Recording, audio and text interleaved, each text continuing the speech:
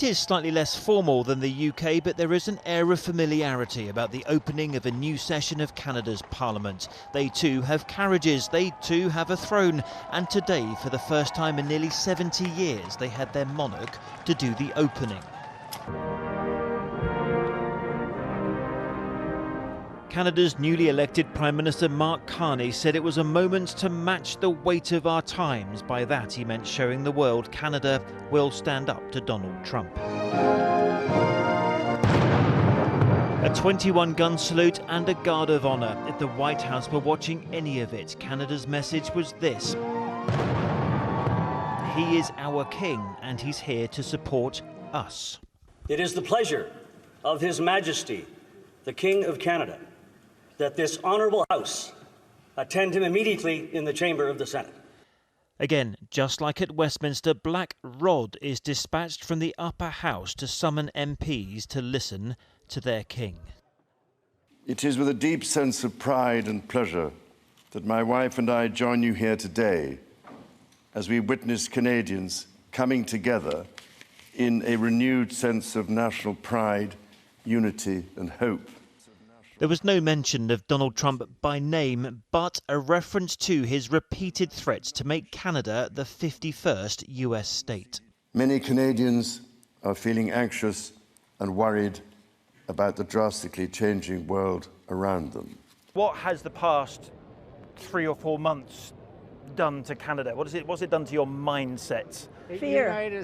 Fear. Fear. Right. Fear has united us. We are not 51 state, we are Canadians and proud of ourselves.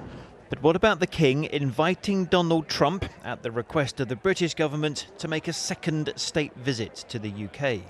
What do we think about that? That was not cool. Okay. We were very disappointed. I do not think that he qualifies to be, I think, the only head of state to have two visits in the UK, and He should be disinvited? Disinvited, yes.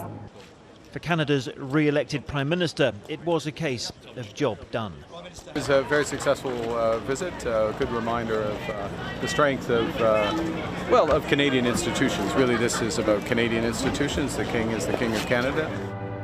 At moments today, in his speech and during the anthems, the King looked emotional, unusually so. Something appeared to be weighing heavily on Canada's King.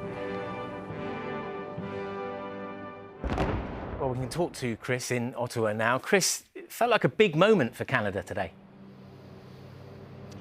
Yeah, Geraint, you know, I've travelled with the King a number of times in Canada, but always when he was Prince of Wales. And this visit did feel different. Of course, it was his first as King of Canada. And I think Canadians felt that difference as well.